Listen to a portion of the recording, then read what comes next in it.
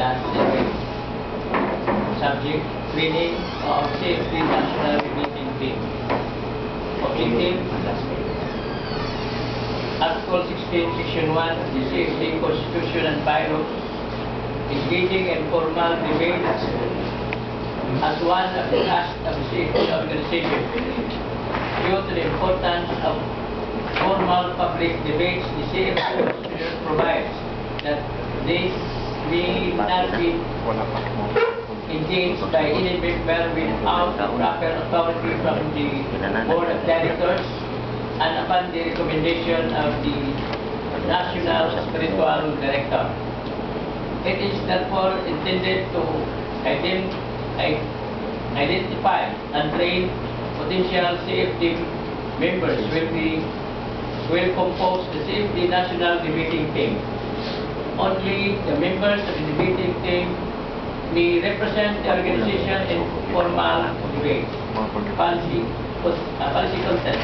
This policy contains the guideline for the conduct of training of the CFD National Debating Team. 1. On the members of the screening committee. Okay. Let's select the format of the mock debate. Mock debate shall be conducted under the supervision of the screening committee. The general format for the mock debate shall be as follows.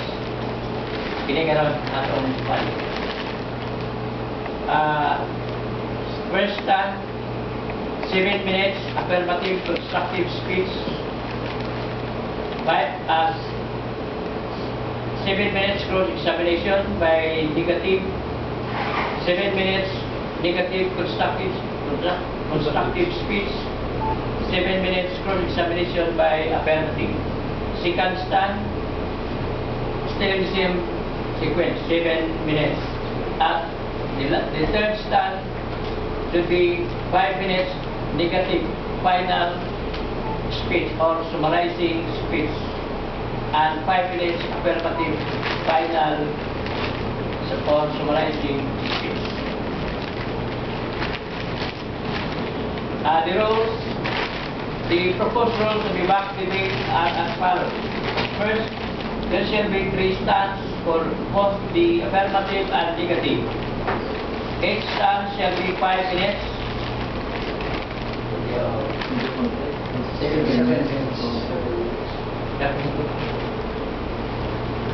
The third stand will no longer be followed by a cross-examination. The affirmative side shall speak first and the last. The debaters shall stick to the topic. Each question in the cross-examination shall not exceed 1 minute. The answer shall also not exceed 1 minute. Each questions which are answerable by yes or no shall be answered with yes or no. But the one answering may qualify his answer. The one answering the question shall be allowed to consume the 1 minute allotted time. The other party shall not interrupt while the other party is still asking or answering. The one asking the question shall not make comments on the answer while it is still his turn to ask questions. He shall reserve his commentary during his next stand. The debaters shall avoid derogatory comments or statements. Any objection shall be addressed to the moderator. The debaters shall abide by the ruling of the moderator. The time shall be stopped in the event of an objection from one party. And the last, any reference cited by one debater may be looked into by the opposing party. So, with this proposition, resolved that Sunday is the rest day for Christians, according to the Bible and both. I think Saturday.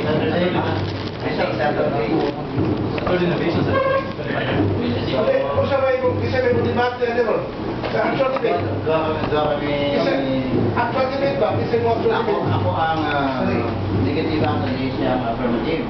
Actual ba? Actual ba? Actual debate ko tayo sa mo represent. So, kanangin niyo kuhan, kanangin yung topic sa actual debate, pinamita ng mabansay siya. Ito na, kung sabihin niyo sa actual debate, kung sabihin proposition. So that Saturday. Nasa actual debate ito. Sabbath day. Mo tayo sa actual debate. Sabbath debate mo sa debate. Mo tayo kuhan. Sunday ikaw. Kay katuan sa father nga gihatagan ko siya og proposition. Pero magkilahit niya ang proposition. Pero I was expecting that when we come here, we will make a proposition as So what paboy agree proposition? Dili kami mag-agree nito ba? What paboy agree proposition pa sa ron? Pero he will be representing of course the Sabbath. So what paboy agree proposition? So okay, mahimo ko nilaya na to. Okay, doon mo ang proposition na mo father. That will be in Romlon. I will be defending the kasi ako affirmative siya negative. Ang Sabbath, he will be affirmative, I will be negative. So about the Sabbath, you also will propose. Sa ingon ako sa resolve that the Jewish Sabbath, Jewish Sabbath should be conserved by the Christians according to the New Testament and references. Hindi siya ma-agree na may iba-iba siya mga So may proposition. That the original Sabbath, nalimutan ko sa yung text nito. Pero later on, Father, I think that we will agree on a proposition that she will be a I suggest, no, alam na bakuan yun, no, kay ino na that the result that Sabbath is the rest day for all Christians according to the Bible and standard references. Ano naman? For Christian. Gako. Kanya, Sabbath, close parenthesis, Saturday. Okay. Because Sunday is also a Sabbath. Friday is also Sabbath. But it's Christian. Sila lang. So it's Jewish Sabbath or Saturday? Sila lang. Result that Sabbath, which is Saturday, is Sabbath. Is the rest day or worship of all Christians? It's the Sabbath for Christians. According to the Bible and references. So that the observance of Jewish Sabbath is binding for Christians. Yung po na sila din, hindi lang po namdawat. Hindi namdawat. Kung wala yung baruganan talaga, hindi pa sila madawat. Tingnan na. Mga Sige na, kada naman. Podcast lang. Ang Sabado, mga adlaw ng simba sa Kristiyano. Sabbath, which is Saturday. Okay, so 7 minutes? 7 minutes. Okay. Larang ka pula. Ready? Stop po saan, Brad? Stop po saan? Stop po lang yan. Stop what? Stop po lang. Stop po. Then, James, mo na ikaw na ba? Now niya reklamo ka sa kasi wala na nga na before Before the... 5 minutes. 1 minute. So timekeeper, 7 minutes. Salamat sa pag-ipan. Direct. Countdown ba? Countdown. Countdown pa. Countdown.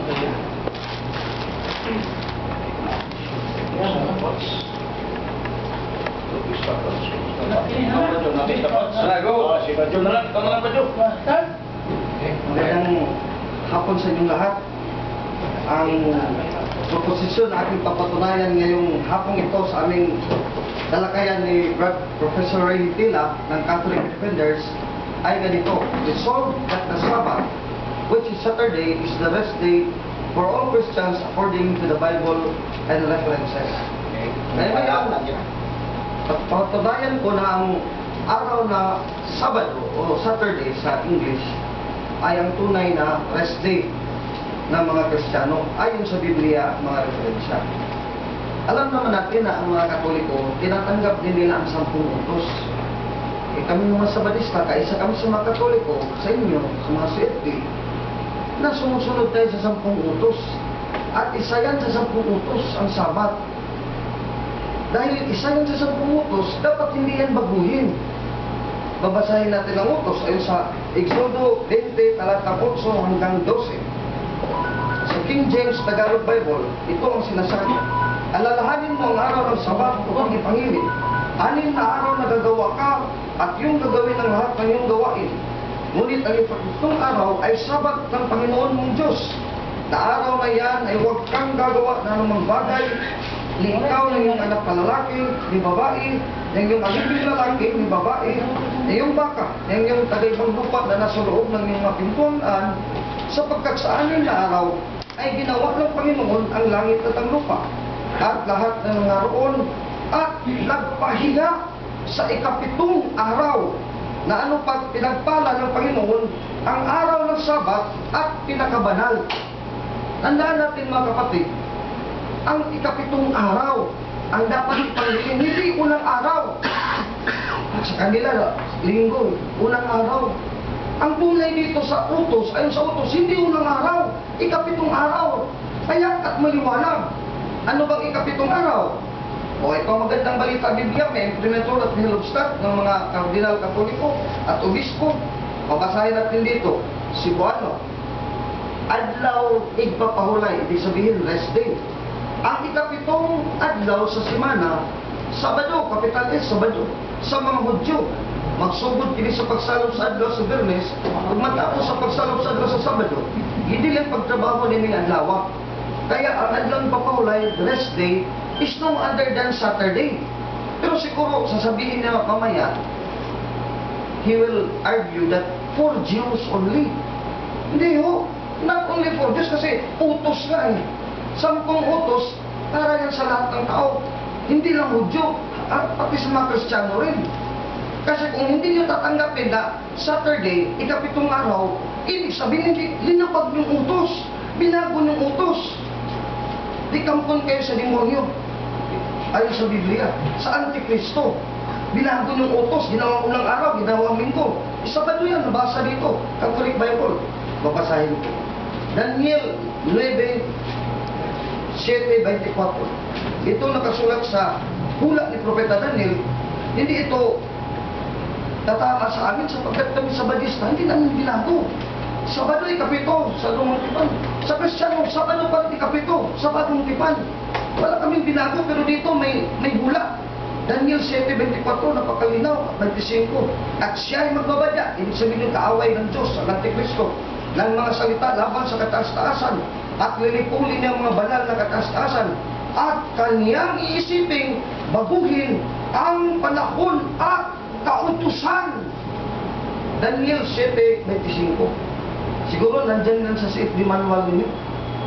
Maliwanag niyan. Hindi kami Katoliko ang katuparan niya ay Katoliko, hindi ang Sabadista.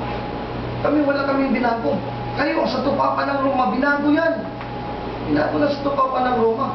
Baltimore Catechism, sinabi doon, it is the power of the Pope that transferred the solemnity of Saturday to Sunday. Napakaliwanag, napakatumpak.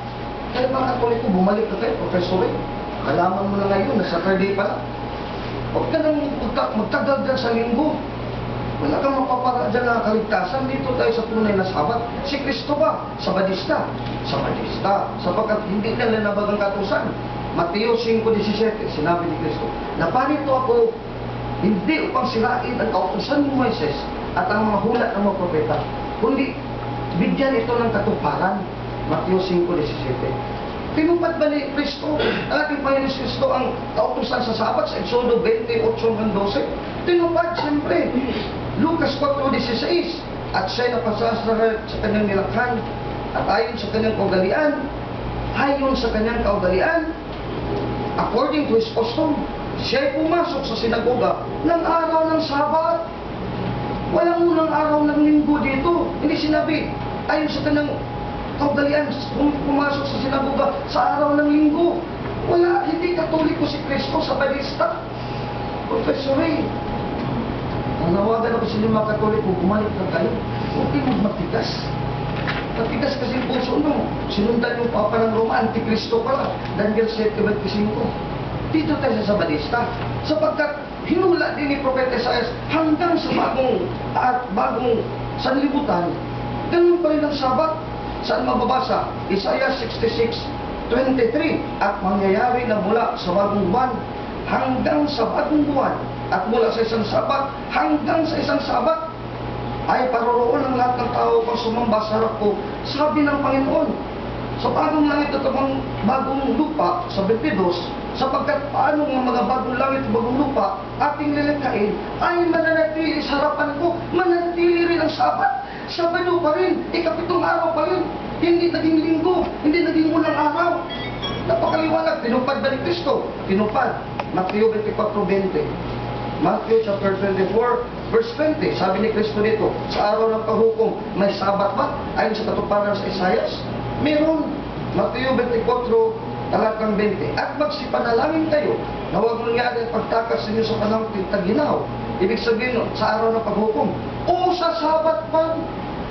Hindi pa nga dumating araw ng pahukom, Sabat na sa paghukom. Hindi lalo pa kayo na wala pang paghukom, Sabat pa rin tayo, 7 araw. Professor Entila, dapat maano ka na ngayon, Sabadista ka na. Libre pa pag-aaral mo doon sa Sabbath School namin sa Amerika. We will give you allowance to study in Adventist theology, and you will become an Adventist theologian. And do not adopt these false doctrines, because false doctrines are from the devil. Kasi ang kasinungalingan galing lang sa diablo, hindi galing lang sa Kristo. Si Kristo, Sabadista, Lucas 4:16, Matthew 24:20, Matthew 5:17. Saan ang kasinungalingan galing? John 8:44. Ito ngayon ang pinanggalingan ng araw ng Papa ng Roma. Anong araw ng Papa ng Roma? Saan galing? Kayo'y sa inyong amang diablo at ang mga nais sa inyong ama ang ibig ninyong gawin. Sa isang mamatay tao buhat panahuna at hindi na namin sa katotohanan sapagkat walang katotohanan sa kanya. Maraming salamat. At I'm ready for cross-examination. 5 minutes? 5 minutes? 5 minutes, course? 5. Start? Brother, Pastor. Pastor, sinabi mo na ang mga Katoliko ay the Catholics are following the 10 Commandments. So, ibig ko ba sabihin ang mga Katoliko ay nag-observe din ng Saturday, Sabbath? Ang sagot ko sa iyo, ang mga Katoliko, hindi nga nagsumusunod ng Sabato, lumabag na kayo. So, ibig Kaya, sabihin, nagtabalik kayo dito ayon sa Biblia, Sabato, ikapitong araw. Sa inyo, linggo, unang araw, lumabag kayo sa utos. so ibig sabihin, mali yung pagsabi mo na ang mga Katoliko ay nag-follow ng 10 Commandments according to the Old Testament. So, mali yung sanalita mo. Ang sagot ko, ang Katoliko, claim nila nga nag-follow din ng 10 Commandments. Pero pinalipay ko kanina sa aking tindig na binago yung araw. May 10 Commandments pa rin kayo, pero yung araw na dapat hindi baguhin, binago ng Papa nyo, Daniel 7:25, mga Antikristo. So, sinabi mo na binago ang araw. Ang tanong ko ay, ito ba ang 10 Commandments na ito ay part of the law of Moses? Siyempre naman, Matthew 5:17, sabi ni Kristo, hindi ako pumarito upang sirain ang kautosan ni Moises. Exodo 20, napakaliwanag, Professor, hindi mo ba alam na si Moises binigyan ng kautosan ng Diyos sa Horeb, sa Sinai? Napaka... So, hindi sinira ni Kristo ang 10 Commandments. Pero, mababasa ba sa Biblia na pinalitan ang law of Moses? Ang sagot ko, ang pumalit sa mga kautusan, Daniel 7:25, ang katuparan Papa ng Roma, Baltimore Catechism, they transfer the solemnity of Saturday to Sunday. Kayo yung katuparan, Antikristo nga. So, ang hindi namin pinabot, kapito pa rin, Sabado pa rin. Sa inyo, unang araw na linggo, Antikristo. Sinabi mo na ang mag-change ng law ay Antikristo. Yes, not me, the Bible. Sa Hebrews chapter 7 verse 12, it says, with the change of priesthood, there is a change of the law. ibig mo sabihin, ang mga apostoles at ang mga Kristiyano na nag-follow ng the letter of the Hebrews ay mga Antikristo o sasabihin mo na mali ka? Ang sagot ko, Aminin mo na mali ka? wala kong aaminin sapagkat mali ang pakahulugan mo sa Hebreo 7:12. Pag pinalitan ng kautusan, nandyan yan sa 10:1-2. Ang kautusan ukol sa mga hain. Ang kami pang Sabadista, may hain ba na mga kambing? Wala. Yun ang pinalitan. Hindi yung araw. Walang sinabi na pinagong araw. Ikapitong araw, Sabado. So, sa bagong tipan, ganun rin. Mateo 24:20, sabi ni Cristo, sa pagdating ng araw paghukom, may Sabbath pa rin. Napakaliwanag ng Sinabi ba dyan na only the ceremonial laws are changed? O aminin mo na kamali ka? Hindi mo pala alam, binigyan kita ng talata, hindi mo pala alam talata ito, babasahin ko na lang. Oh. Sapagkat ang utusan na may isang anino ng mabubuting bagay na Tatanong ko sa'yo, hindi Oh. chapter 10, kundi 7 verse 12. Kaya nga, saan yung binago na kautusan? Ito nga yung hain. O hindi mo pala alam, babasahin ko para malaman mo. Hindi ang tunay na rawan ng bagay, ang kautusan, kailan pa man di maaaring magpasakdal sa mga sisilapit sa pamamagitan ng mga hain na laging inahandog sa taon-taon. Hain na handog, walang kinalaman sa Sabbath sapagkat Exodus 20 hindi pa pagbuhay ng utos ng Diyos. Sinasabi ko sa'yo na 7:12. Ang binasa mo ba ay 7:12 or chapter 10? Ang sagot ko, chapter 10, sapagkat So, inamin mo binagong kautusan, walang letra-kulito sa 7:12. So, Kung anong binago, nandito sa 10:1. So, hindi mo sinasagot ang aking tanong. Sinagot ko, 2 Timothy 3:6, buong kasulatan, hindi isang talata lang. Kaya naligaw ka, isang talata ka kasi. Kami sa balista, kumpleto.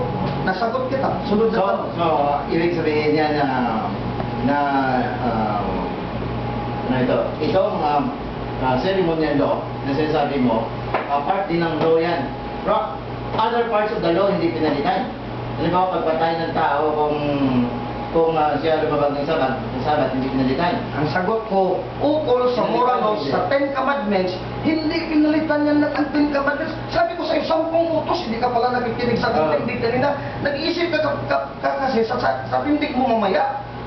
Makinig ka kasi, ang 10 commandments, hindi yan kailangan man palitan. Kung papalitan mo, dahil 7:25, Antikristo ka.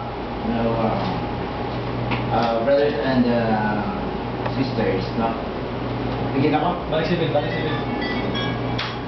Balik 7. Anyways. 7 minutes.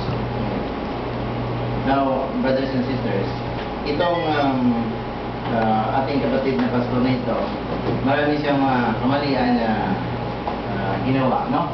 Una sabi niya, lahat ng mga Katoliko ay nag-follow ng 10 Commandments. Tinanong siya kung ang Katoliko ba ay nag-follow ng Sabbath law. So hindi pala tama yung sinabi niya kasi Sunday nag-follow ng mga Katoliko. Secondly, tinanong ko siya kung ang Hebrews 7:12 ay may change of the law. Sa kanya, pinalipay na ceremonial law lamang. Kung ceremonial law lamang, di yung mga tao na naglalabag ng Sabbath law ay patayin. Now, saan ba kayo ngayon makakita ng mga sabdita na pumapatay ng kanilang mga sako na naglalabag ng Sabbath law? Wala. So, ibig sabihin na yung ceremonial law na nasasabi ay hindi umuobra. Because the law, according to the Bible, is changed. Not ceremonial law, but the whole law. Ito kasi ang kamalian ng mga Sabadista. Kasi, the law and the prophets, sinasabi ni Cristo, I have not come to destroy them, but to fulfill them. Jesus Christ fulfilled the law. In John 19 verse 30, he said, it is finished. In Luke 24 verse 34, it said, he has accomplished the law. Now, in Romans chapter 7, Christ is the end of the law. So, ganito yun, parang bigyan kita ng limbawa. The 1971 law, constitutional law of the Philippines was annulled, was changed by the 1987 constitutional law. Now, mayroong mga provision na nakikarry over, no? Thou shalt not kill, thou shalt not steal, thou shalt not thou shalt not commit adultery. Pero mayroon din mga provision na hindi nag-carry over. Because there is the change the law. Kaya mali yung pagkakala ng mga Seventh-day Adventists na dala yung Sabbath. Now the question will be, from the time of the resurrection of Christ, were the Christians found to be observing the Sabbath? Yan ang patunayan mamaya, no? Because there is a change of the law. In Colossians chapter 2 verse 16, Saint Paul said, "Therefore, brethren, you shall not be judged anymore by what you eat or drink, or about the feast day, the new moon, or the Sabbath. You shall not be judged because wala na yun, tapos na eh. Christ is the end of the law." Hebrews 7:12, pinalitan yung law, pinalitan yung priesthood. So, yung sinasabi niya na si Iso Cristo ay Sabbatista sa Luke chapter 4 verse 16, at si Iso Cristo ay dapat natin i-follow. Now, Galatians chapter 4 verse 4 says, Christ was born of a woman born under the law to give liberty to those who are under the law. So ano yung law na forbidden in Christ? He observed the Sabbath. He observed the Passover. He observed circumcision on the 8th day. He observed all the laws of the Old Testament. But nung natapos na, yun, he changed the law. Yun ang ibig sabihin ng Matthew chapter 5 verse 17. Do not think that they have come to abolish the law and the prophets. Mayroong prophets na. Yeah. But I have come to fulfill them. I am telling you that not one iota or letter will be taken away until all is fulfilled. So Christ has fulfilled the law. So that's why in Romans 7:4 he is the end of the law. And now in saying that Christ went to the synagogue in Luke chapter 4 verse 16, of course we must understand that Christ observed the law. Pero at the same time, mayroon siyang change. He broke the law. John chapter 5 verses 17 to 18.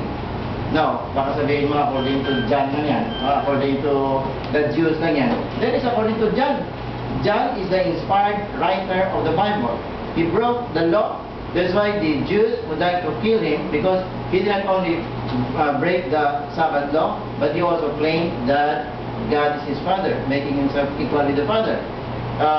Is it true that he claimed equality with the Father? Yes, that is true. Is it true that he broke the law? Yes, it's true.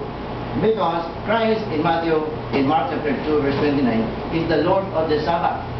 He made Sabbath for man, not man for the Sabbath. Meaning to say, man is superior to the Sabbath. In Matthew chapter 12, nagutom ng mga apostoles at si Jesu Cristo, kumain sila doon sa templo. He was also saying that David, nagutom sila, hindi sila makapalit, kumain sila sa templo. Why? Man is superior to Sabbath. And being the Lord of the Sabbath, Christ says, I am changing this, I'm sorry changing this. Kahit mag-heal ka ng blind o ng ano pa dyan, ng mga tao, you are not to be killed. So Christ is changing the law. Even this commandment, you shall not kill. Christ said, if you are angry with your brother without a cause, you are already committing against the commandment thou shalt not kill. So there is a transition time. Ito mga kapatid natin ng mga Sabbatista, hindi nila alam na mayroong transition time. At the end of at the resurrection of Jesus Christ in John chapter 20 verse 19 and John chapter 20 verse 26, Christ was worshipped by the apostles. That's why in Acts chapter 20 verse 7, the apostles held the breaking of the bread or the mass in the first day of the week. In 1 Corinthians chapter 16 verse 2, St. Paul said, you gather in the first day of the week. So meaning to say, there is a change of the law. Pero kung ikaw kapatid, sabihin mo, there is no change of the law, kailangan huwag kayong magtrabaho during Saturday. Kung magtrabaho kayo, patay kayo. At sana i-circumcise nyo rin yung mga anak yung the 8th day. You offer your children to the temple, just like Jesus Christ. Pero wala. So, meaning to say, you don't understand what is the law. There is a change to the law. And in the New Testament, after the resurrection of Christ, no passage that says you observe the Sabbath law. time for 5 minutes. 5 minutes. 5 minutes. 5 minutes. 5 minutes. Most revelation. First question ko sa iyo, Professor Entila, kasi binigyan mong kahulugan ang Hebrews 7:12. Binago ang pagkapare, binago din ang batas. Sa 11, sinabi dito ako I will base my question. I will read the Tagalog Bible. Hebrews 7:11 and 12. Chapter 7, verse 11 and 12. Sinabi dito sa King James Tagalog Bible, kung may kasakdalan sa pamamagitan ng pagkasasalote ng Levita, sapagkat sa ilalim nito ay tinanggap ng bayan ng kautusan, anong kailangan pa na magbangon ng ibang saserdote ayon sa pagkasasalote ni Melchizedek at hindi bibilang ayon sa pagkasasalote ni Aaron? Ang tanong ko sa iyo, ayon sa talata, pinalitan ng pagkasasalote pagkalibita Sabado. Ngayon, pinalitan na ng bagong pagkasasalote Melchizedek. Saan mo babasa sa Biblia? Pag may mabasa ka sa Biblia na si Melchizedek ay nangili ng linggo ulang araw, talo lang kami sa Batista.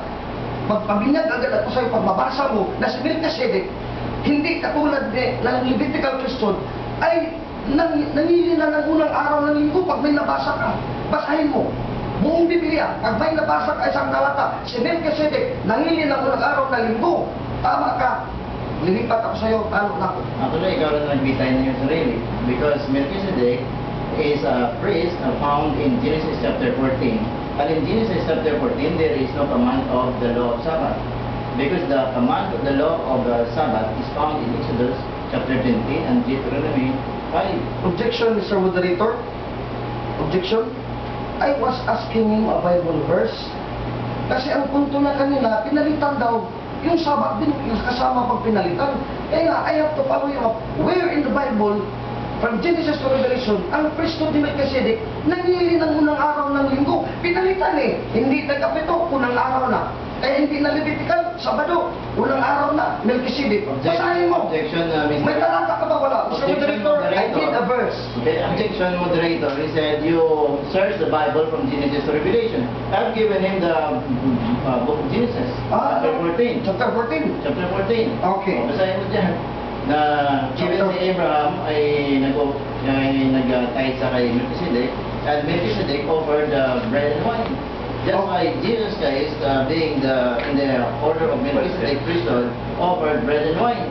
But to say na si Melchizedek ay sakop ng Sabbath, wala kang makikita dyan. Sunod na tanong ko, you quoted Genesis 14:18. Okay? Na nangilin si Melchizedek ng unang araw, linggo, babasahin ko. At si Melchizedek na hari sa Salem ay naglabas ng tinapay at alak at siya saserdote ng kataasan Diyos. Tanong ko sa iyo, hindi ba ang hiling lang ng ginagawa mo? Walang mababasa rito sa talata na binigay mo. Na tinanong ko kanina, nangilin ng walang araw, walang kang nabasa, di ba? Kasi nungalingan ang iyong sinasabi. Sagot. Hindi nga po sinasabi na si Melchizedek ay nangili ng unang araw. Kundi sinasabi ko, Jesus Christ is having the new priesthood, the priesthood of Melchizedek. And that Melchizedek did not follow the Sabbath law because wala ng Sabbath law. Okay. Iwanan ko na lang puntong yan. Ibibigay ko na lang sa madla. Ngayon, ang tanong ko, ginamit mo talata 1:20-26, Gawa 27, 1 Corinto 16:1-2, na patunugin mo na unang araw na, Sabat. Nangilid na makrisyan, ang tanong ko sa iyo, sa mga talatang ito, may mababasa ba na araw ng pamamahinga, linggo, unang araw? Sa mga talatang ito, be honest, Professor Ray, huwag ka naman ulit magsinungaling. Tanong ko sa iyo, may mababasa ba, letra po letra? Sa mga talata mong ibinigay sa akin, ginawang kasi ikaw ng affirmative, dapat akong affirmative. Bigay ka lang talata, saan mababasa dyan? First of all, sa Acts chapter 20, verse 7, sinabi ko, on the first day of the week, Paul and the Christians offered bread and wine. That is worshiping the Lord. So, in 1 Corinthians chapter 16, verse 1-2, sabi niya sa Paul, you leave your gifts and you offer your gifts on the first day of the week, which is Sunday. So, yung pag-offer nila ng kanilang gifts, which is Sunday, or first day of the week, at saka yung observance of the breaking of the bread, which is the Mass, is also rest in Jesus Christ.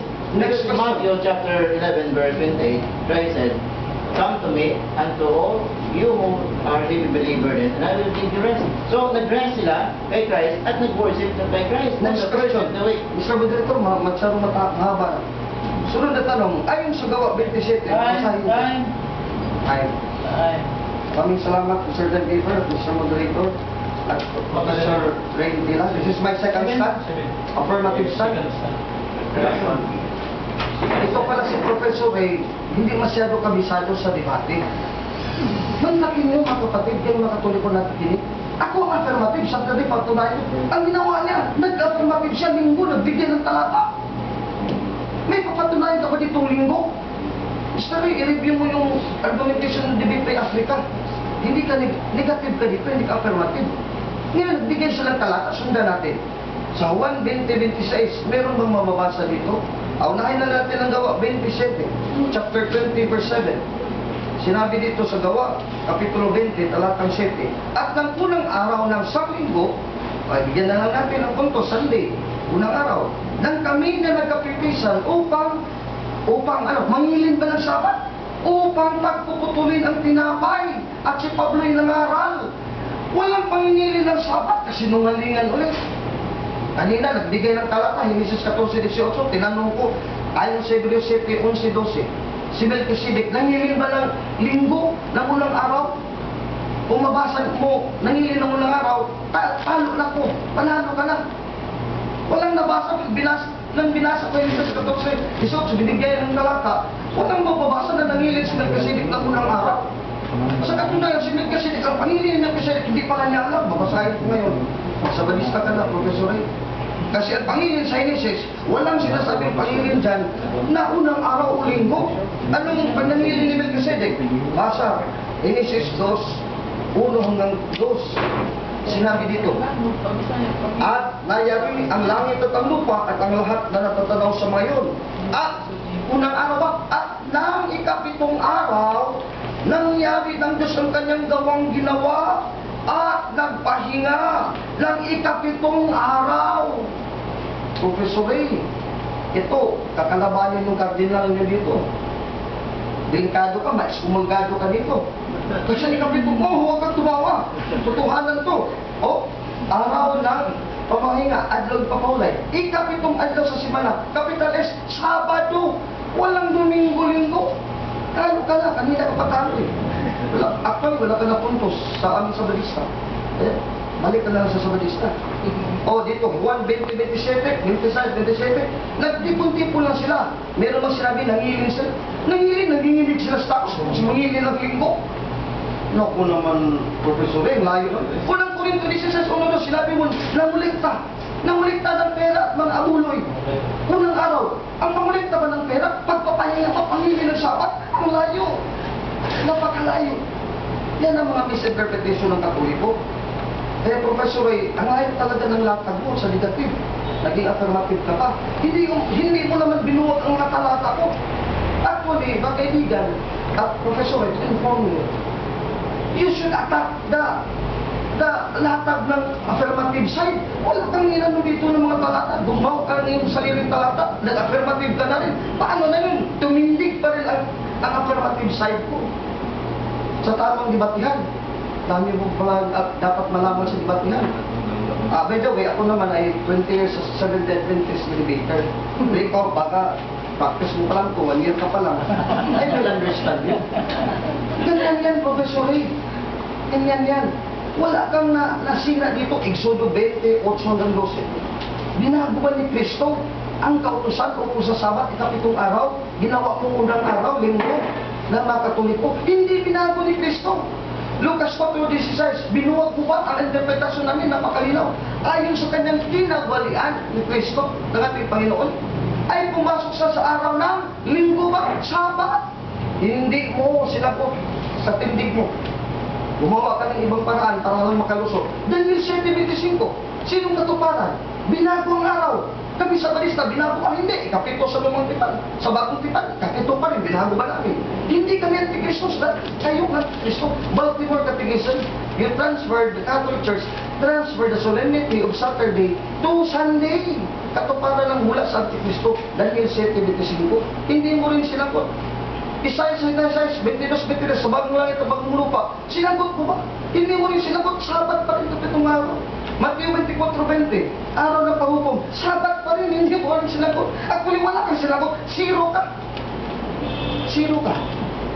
Hindi ka mananalo sa ganitong style mo, Professor Ray, baguhin mo.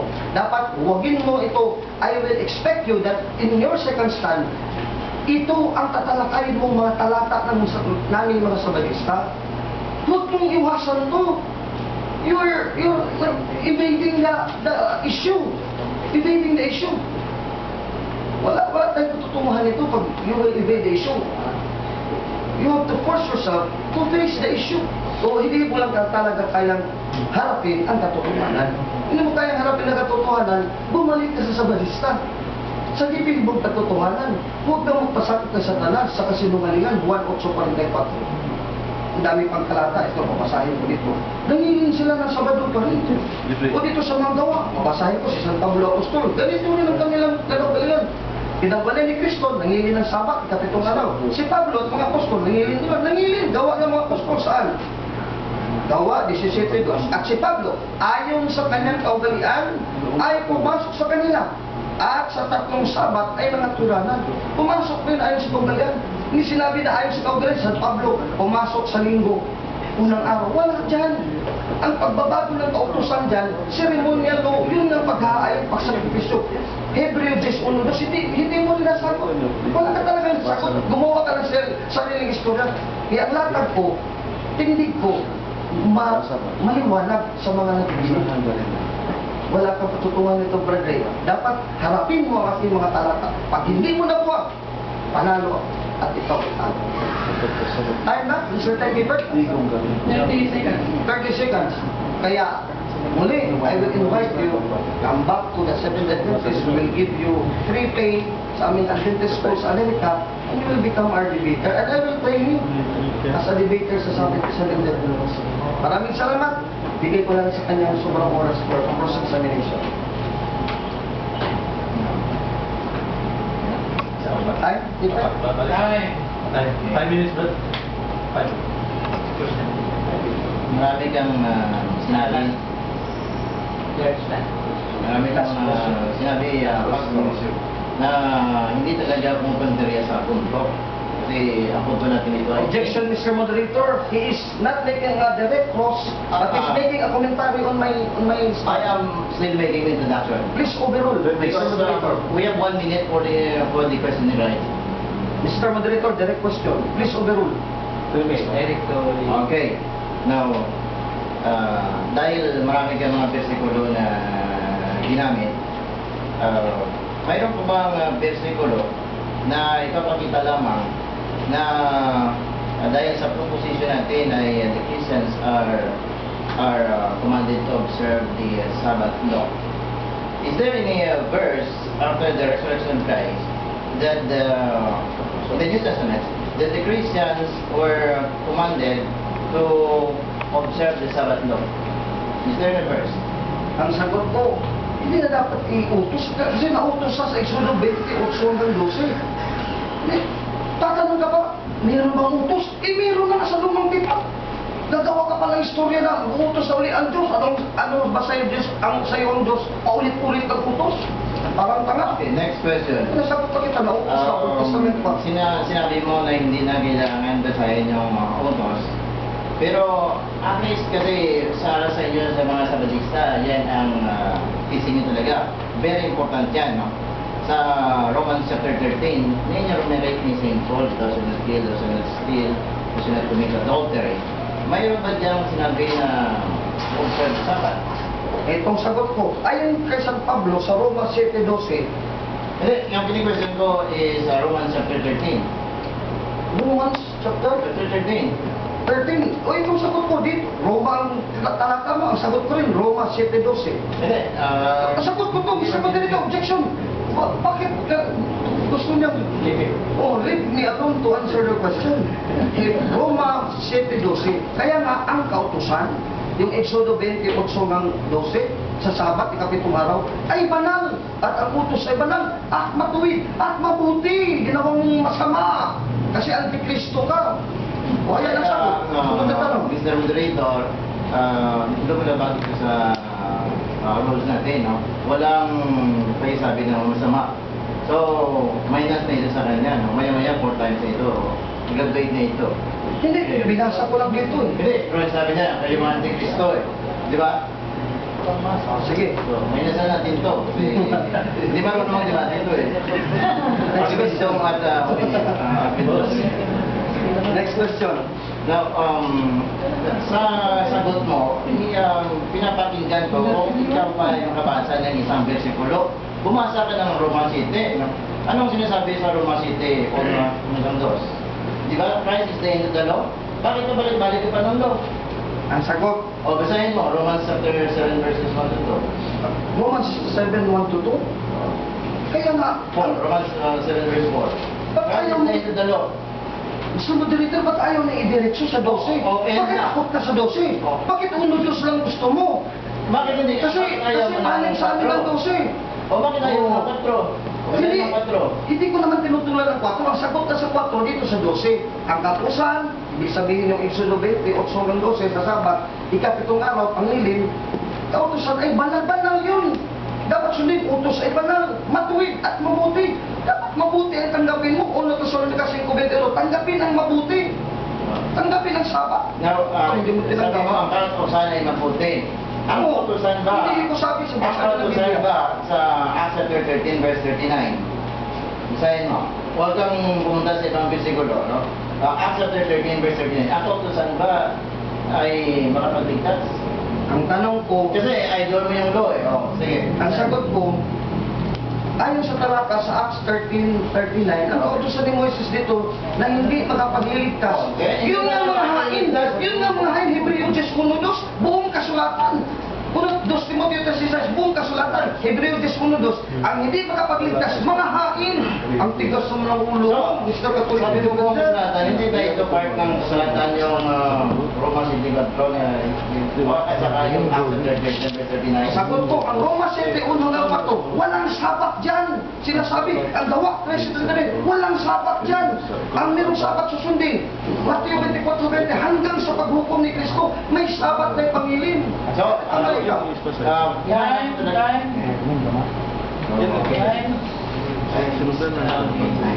First, sa mga kapatid, 5 minutes. Final start. di ba yung second Second start pa sir. Balik 7. Final examination. mga kapatid, wala talagang may papakita itong bibigyan natin pastor na sa New Testament, after the resurrection of Christ, the Christians were commanded to obey the Sabbath law. Wala talaga.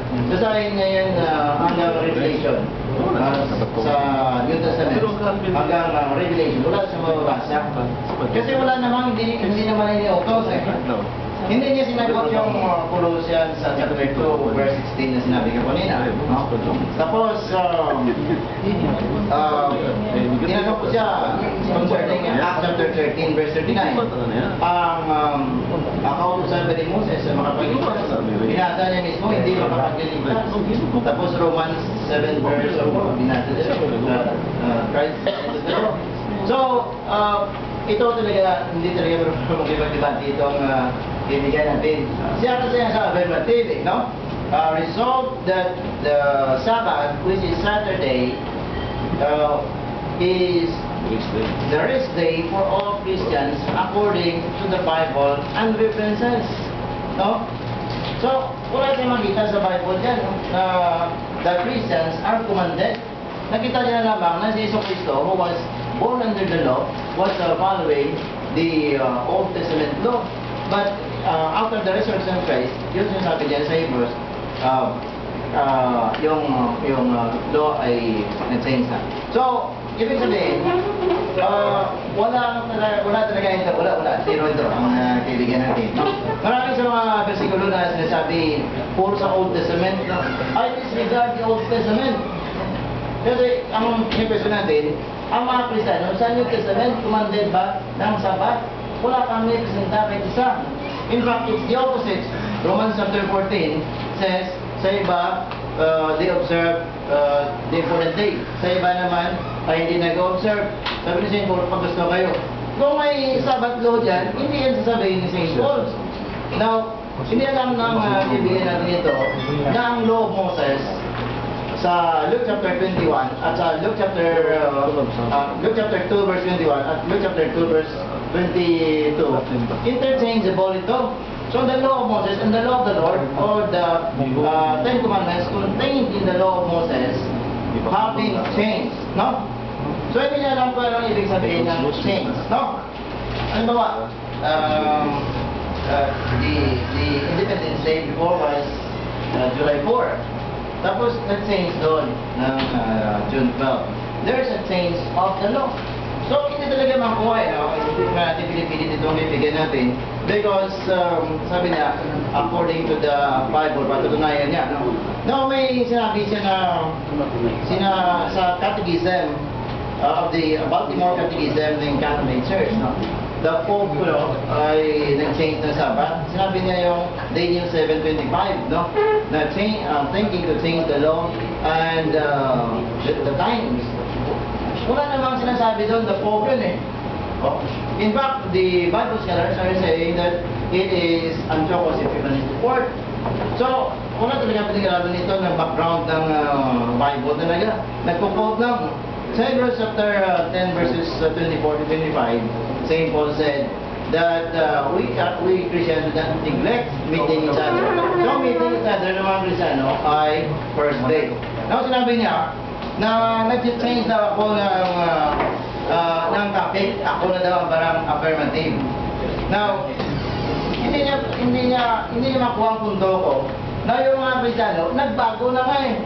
So from the observance of the 7th day, which is Saturday for the Jews, ginawa ng first day, yung observance ng mga Kristiyano. Now, ginamit na yung Genesis chapter 1, verses 1 to 2, kahit anong gawin niyo dyan sa Old Testament, kahit anong gawin niyo dyan sa mga sulat na dyan, wala nang effect yan kasi we are now in the New Testament. Ang hinahanap natin, New Testament. Yun, yung kanyang contention na itong John 20:26, 1 Corinthians 16 verses 1 to 2, ay wala daw makikita na ang mga Kristiyano ay nag-worship ng Saturday. Yung sinabi mo, no? Hindi naman makikita worship ng Saturday dyan. They worship Jesus Christ on the first day of the week. As I've said, Jesus Christ is our rest. Now, yung sinabi niya sa Isaiah 66 verse 20, hindi niya alam na figurative yan eh. In the new heavens and new earth, eternity na yun, wala na yung first day, second day, or third day. Wala namang araw doon eh. So, mali ang panghulugan niya, siya kumukuha lamang ng mga versikulo sa Biblia at hindi alam ang gawin. Actually, yung kanilang tradition, ang kanilang mga Sabbath keepers, mula lang yan kay Ellen G. White noong 1863. So yun, nag-follow sila ng kanilang prophet at saka false prophet pa. Objection, Mr. Moderator, lumabas ka ng tema. Inatake si Ellen Goldberg, hindi naman kasama sa tema. Dapat na i-higit, may iba. Ito nga ang moderator, ito nga ang sinasabi natin na the 7th-day Adventist belief. Dito sinasabi na si Ellen Goldberg ang nagpasimula ng observance of the Sabbath of following the Jewish Old Testament law. So, hindi ako lumabas sa page or whatever.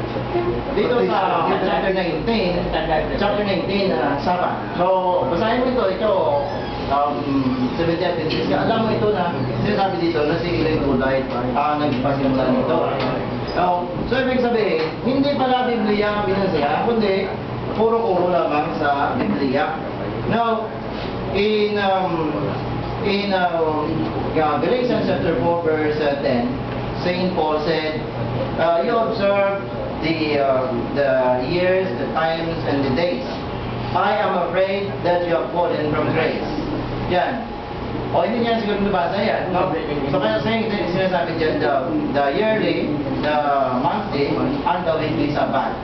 Kaya nga, hindi niya ito ina-address itong ginagamit ito na kung Sabbath ay effective pa rin for the Christians, bakit hindi ito naman sa New Testament? First question, this is a showdown question.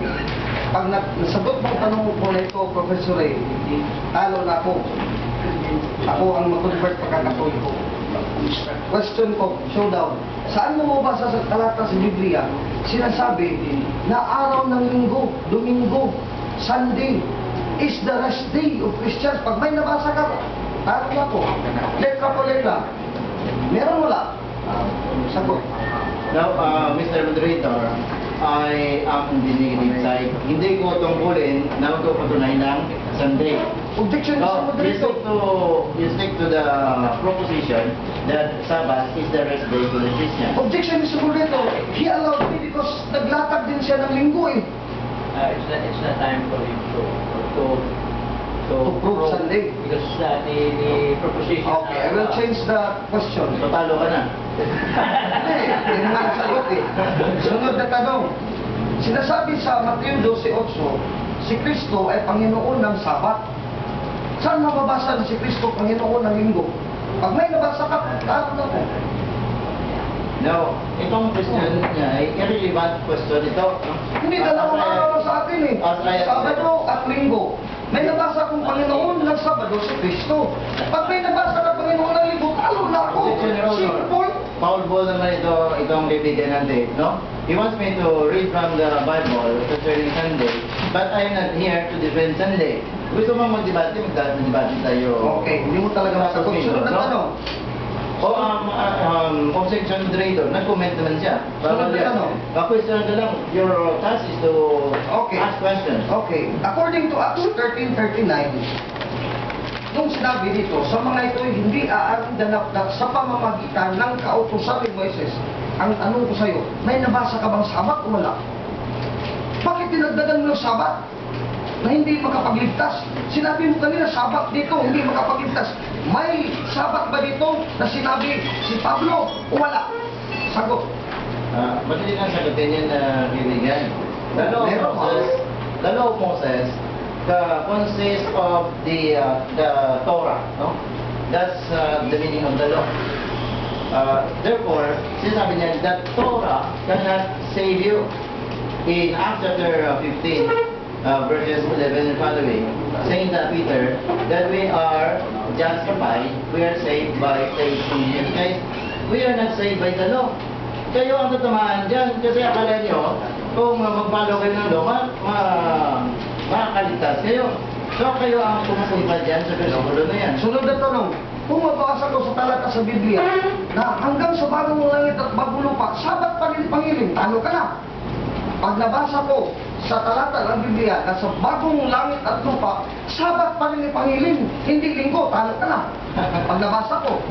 So down to, kung ito makuha.